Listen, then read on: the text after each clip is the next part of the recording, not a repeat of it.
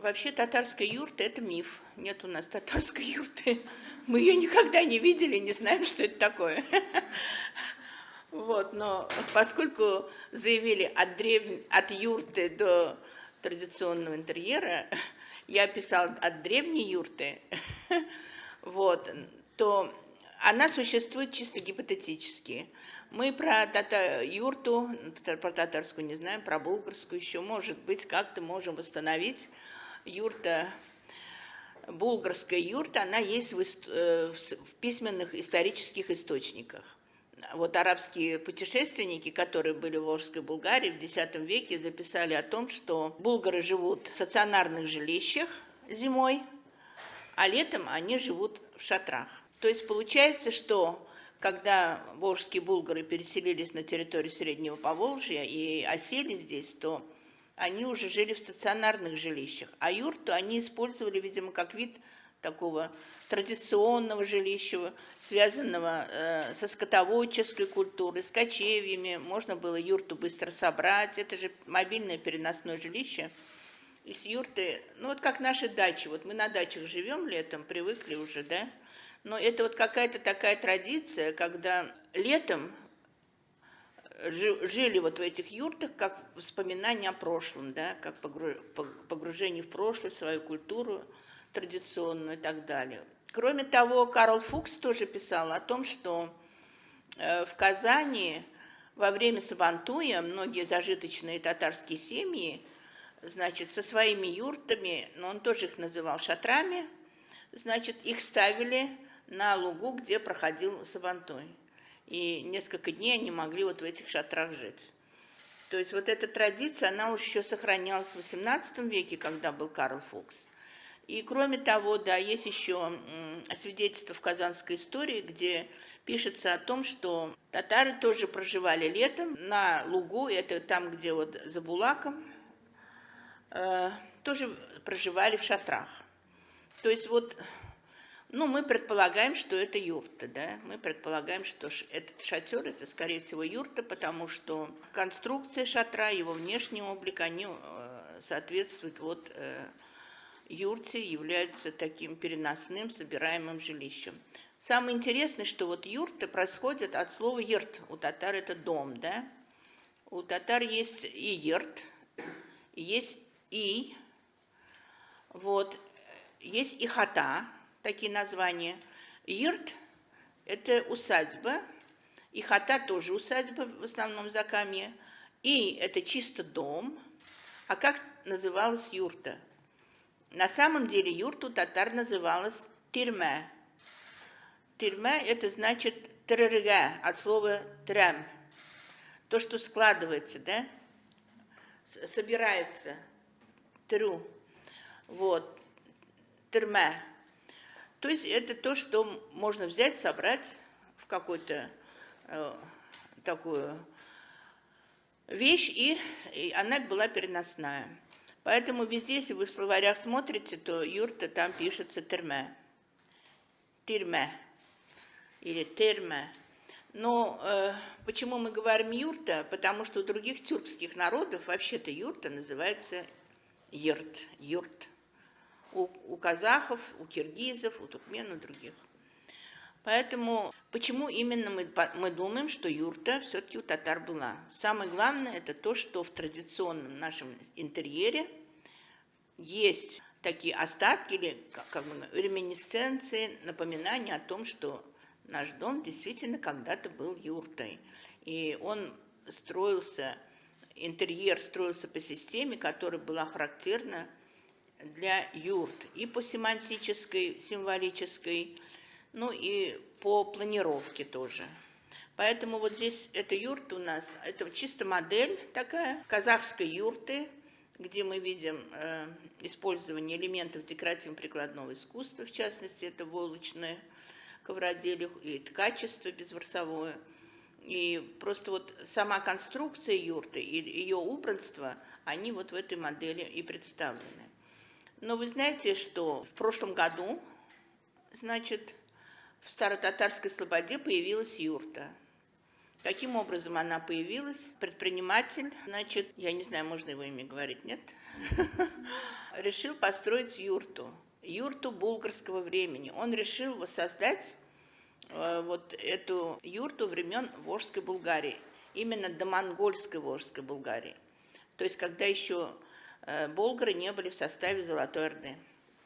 И эту юрту решили восстановить именно на традициях тюркского переносного жилища, который имеет свою конструкцию, как вы знаете, да, это круглая форма конструкции, объем с решетчатыми стенами и с решетчатым собранным, значит, перекрытием или покрытием, обязательно с дымовым окном наверху, для того, чтобы дым от очага уходил туда, и все это было покрыто войлоком. Ну, юрту эту заказали в Киргизии. И исполняли ее мастера из Киргизии. Что здесь наше, то, что относится к волжским булгарам, к предкам татар, и даже некоторые мотивы, орнаменты сохраняются в искусстве татар. Это весь орнаментальный комплекс, то, как украшена эта юрта.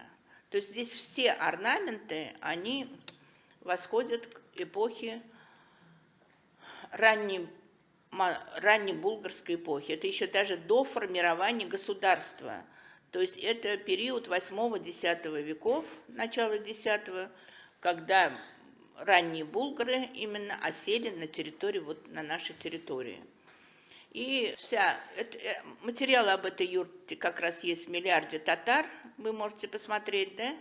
Там все вот эти символика всех этих орнаментов расписана. Вот. Орнаменты восстанавливались совместно с дизайнером, она здесь присутствует, кстати, вот Энджи Киамова. Значит, вместе мы создавали все эти орнаменты, она фактически непосредственно этим занималась, я только консультировала и показывала, какие мотивы можно использовать. И здесь вот мы видим как раз даже те элементы интерьера, которые до сих пор сохраняются в татарском доме. Здесь вот мы видим так называемый букча, или аяккап, как у тюрок называется это, который вешали на стену юрты. Но вы знаете, вот в юрте, что интересно, да, мы использовали только 2 цвета. Если вы побудете вот в юртах среднеазиатских народов, или даже башкир, вот наших соседей, то там очень сильная такая яркая образность, очень яркий образ, иногда даже такой кричащий, яркий, то здесь вот мы, учитывая декоративно-прикладное искусство волжских булгар начальной эпохи, где цвет использовался не столь активно, а использовался цвет именно естественных материалов, а войлок, как мы знаем, это естественный войлок и окрашенный войлок, он в ту эпоху обычно был двухцветный или трехцветный, то мы как бы архаический вот это узор и цветовое решение, мы решили его восстановить. И мне кажется, это было очень удачно с точки зрения того, что сохранилась строгость и стиль вот, да, в оформлении этой юрты. Ну вот мы здесь вот как раз стоим здесь, как бы и в костюмах. Костюмы тоже были сделаны к этой юрте. Туда можно пойти, одеть эти костюмы и сфотографироваться. Костюмы восстановил наш модельер Илар Шахи, тоже при консультации.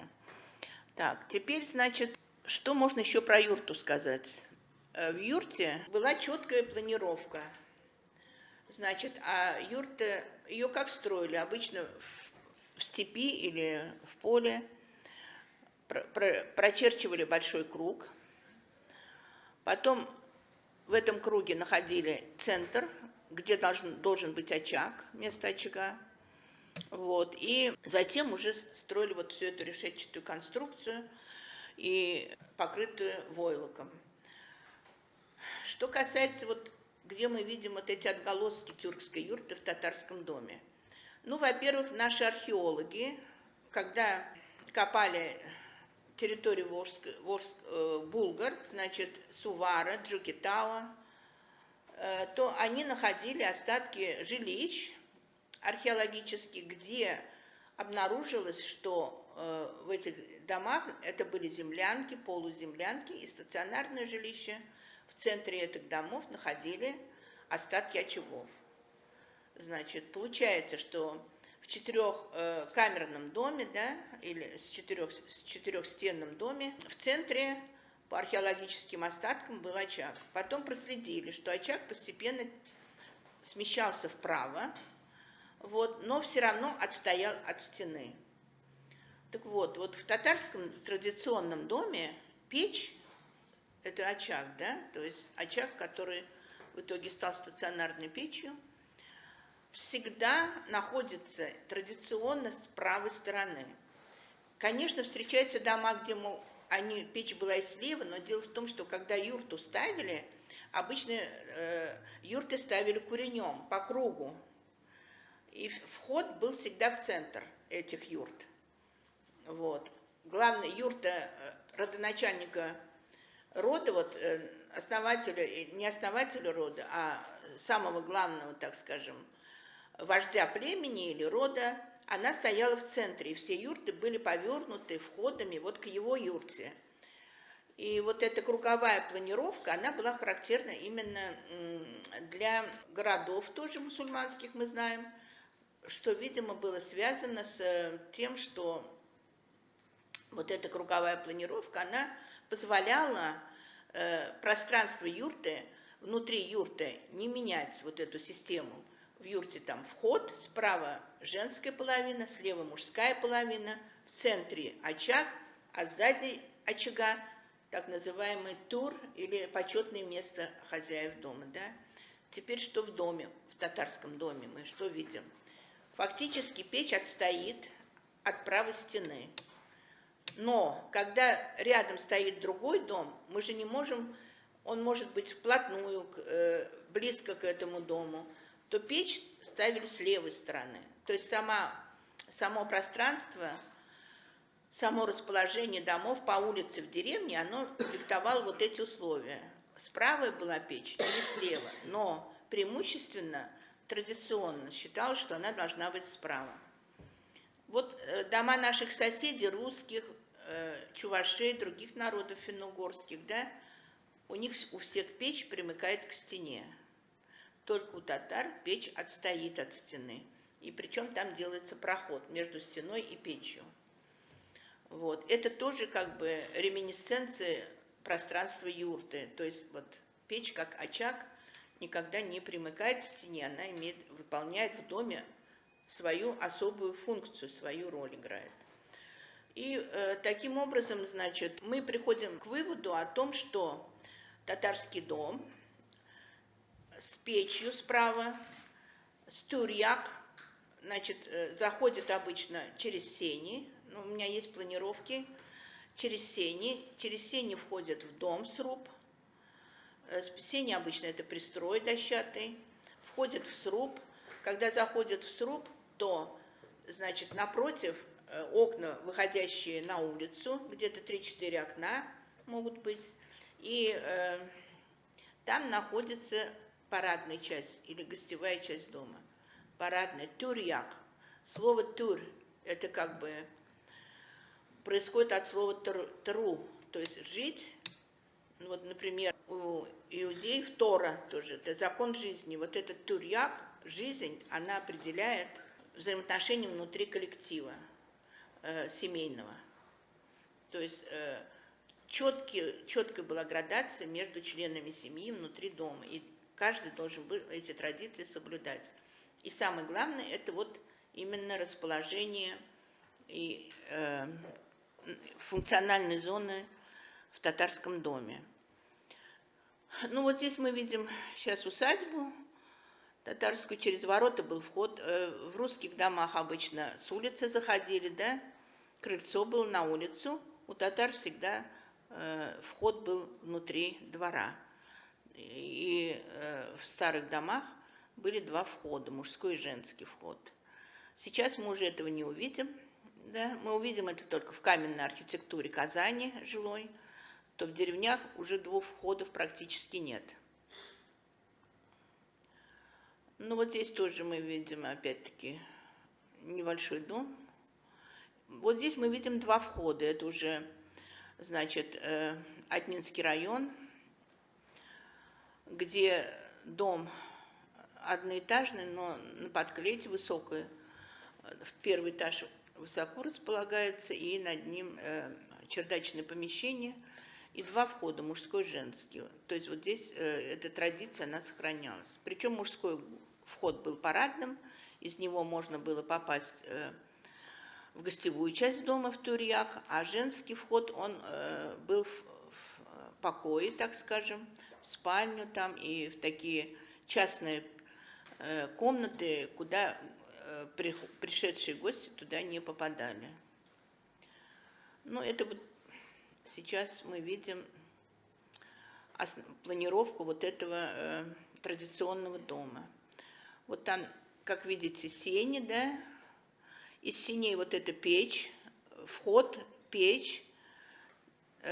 Турьяк чем отличается? Там было всякое, это небольшой помост, на котором, значит, сидели, спали, принимали гостей. Этот помост мог разделяться занавеской и отделял от пычмак-як, то есть угловая часть в пространстве комнаты.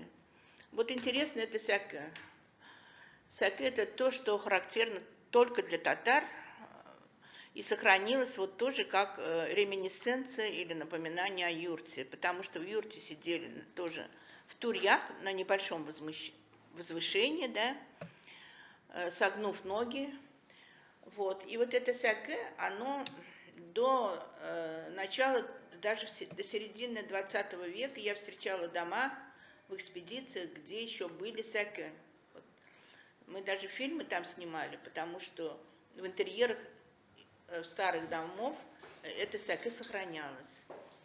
Оно чем интересно? Оно интересно тем, что в интерьере дома оно как бы не разделяет дом, вот это все это пространство не разделяет на мебелью, на какие-то части, да, то есть это как бы часть пола, это не мебель, это именно часть пола, который возвышается. То же самое с потолком. Потолок в интерьере татарского дома, он существует целиком, он виден, то есть никогда перегородки не ставили, не разделяли пространство потолка, потолок не был над всем домом, так же, как единый пол, единый потолок. Были перегородки, а были и чаршау. Вот чаршау, они были где-то до конца, до второй половины XIX века, то есть это фактически такой мобильный элемент.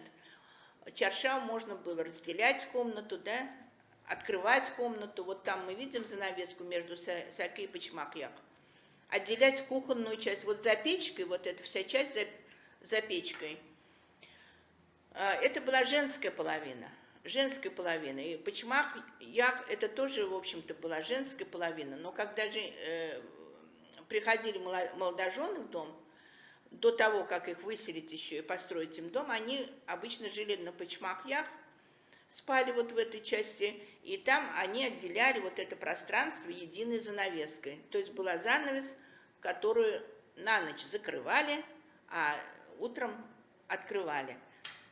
То есть все вот это мобильное пространство в интерьере, оно сохранялось и было связано тоже как бы с традициями юрты, потому что в юрте тоже ничего не разделялось, да, было единое пространство.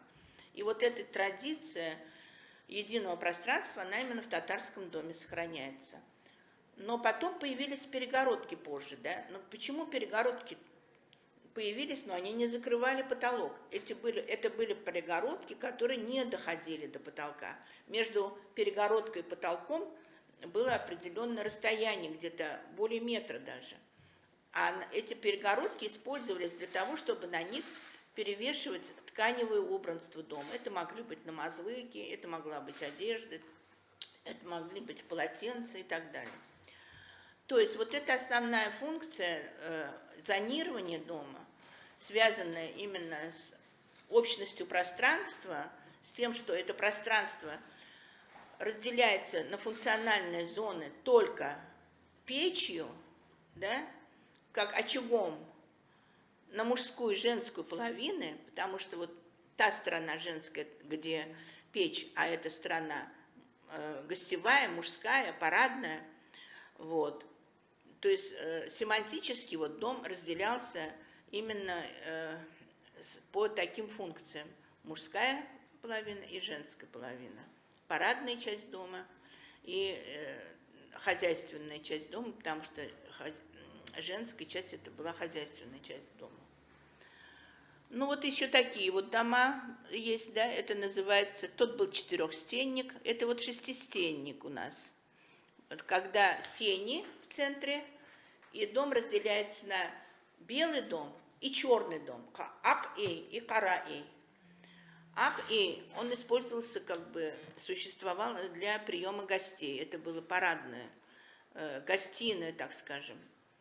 А кара-эй, которая у нас справа, как-то у вас, да, она была хозяйственной частью дома, и там, в общем-то, могли заниматься всякими хозяйственными делами. То есть там гостей не принимали, а принимали гостей в ак-эй. Это было вот такое разделение.